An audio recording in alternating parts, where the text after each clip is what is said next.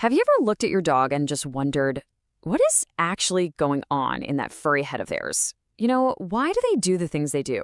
The weird things, the wonderful things, and let's be honest, the kind of baffling things.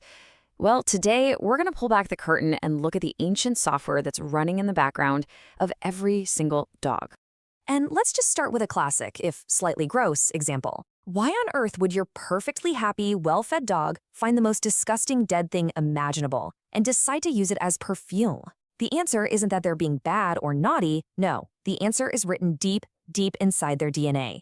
It's an echo from millions of years ago. So to understand that, we need to dive in and take a look at the basic program every dog is born with. Okay, so this program, biologists have a name for it: innate behavior. The easiest way to think about it is like your dog's pre-installed operating system. It's this whole collection of behaviors that gets passed down through their genes, giving them a ready-made toolkit to deal with the world without ever needing a single lesson. Now, this innate programming has a few key features. First, it's hereditary. It gets passed down the bloodline. It's also universal, meaning pretty much all dogs have this basic software installed. And maybe the most amazing part, it's coordinated right from the get-go. A brand new puppy doesn't need to practice how to suckle. That movement is just perfect from the very first try. But here's a really crucial point. Not all of this software is running at birth. Some of these programs, they just lie dormant, and they only mature as the dog's nervous system develops. Things like territorial aggression or those complex social rituals, they often only come online around puberty. It's kind of like a scheduled software update for your dog's brain. So we know this program exists, but what actually triggers it? I mean, these instincts aren't just on all the time.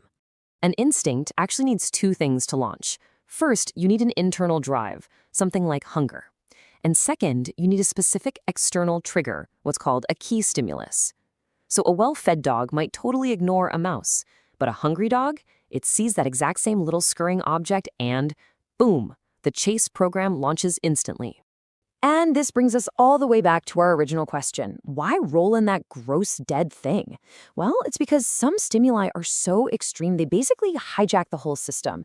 That overwhelming, powerful scent of carrion is what we call a supernormal stimulus. It's so intense that it sends that instinct into absolute overdrive, even when, to us, it makes zero logical sense. So this ancient wolf software is still running in our dogs, but, and this is a big but, it's been heavily modified. For thousands of years, we humans have been in there tweaking the code through selective breeding. And the results of all our programming are, well, they're fascinating. We've amplified some traits, right? We've turned a wolf's very rare situational bark into a dog's constant form of communication. And at the same time, we've reduced other traits, like their natural shyness, to make them better, more outgoing companions. And we didn't just turn the dials up and down, we actually went in and broke the original chain of instincts. Just think about a pointer. A wolf's complete hunting sequence is stalk, chase, kill, and eat. But a pointer's programming, it gets to the stalk phase and just freezes, creating that iconic point. The rest of that sequence has been intentionally disabled by us. Maybe the most significant change we've made is this thing called fetalization. Domestication has basically kept our dogs in a state of permanent puppyhood. By making them hold on to these juvenile, youthful traits, we've created this natural attachment, where they see us as their pack leaders.